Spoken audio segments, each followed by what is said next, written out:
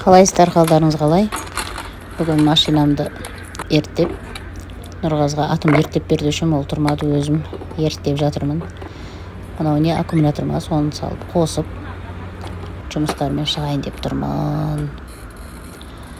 Поликлиникаға келдім, емханаға. Ол жерде маған суың толмапты, су ішіп жүре тұр деді, сонымен балконда жүрдім. Бірақ айтпай ақ қойыңыздар, мені екқабатсыз ба деп, менің миымда да жоқ диагнозда. Не үшін келгенін біліп тұрсыздар. Сосын шықтықта жаңбырлатып, баламыз екеуміз бассейнге кеттік. Міне дельфинге келдік.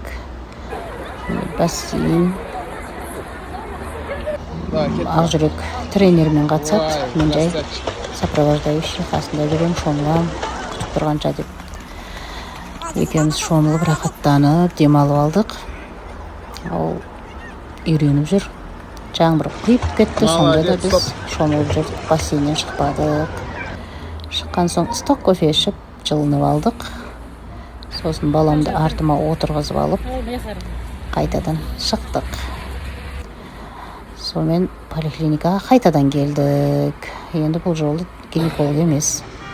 Жаңбыр құйып тұр, күшті боп. Сол жаңбырға қалып қалған жоқпыз бірақ. Бұл жол көз дәрігерге келдік. Көзімді көрсетіп, тексеріліп, вообще барлық тексерістен өтіп жүрмін. Отпусканы пайдаланып. Осы ненің поликлиниканың лифтісі жақсы. Сол лифтімен ары-бері шапқылап, асханасына кірдік. Екеуміз бургер жедік. Сосын үйге қайтайық десек, мынау масқара желі шығып кетті. Мен охранникке барып, менің біреу камерамды ұрлап кетті десем, бұл 5 камера екен ғой, бұл қазақта.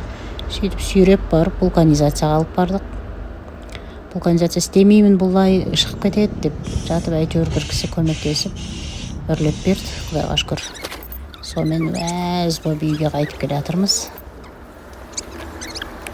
Мінекей менің көлігім, өзім дәумен, көлігім кішкентай, нормально.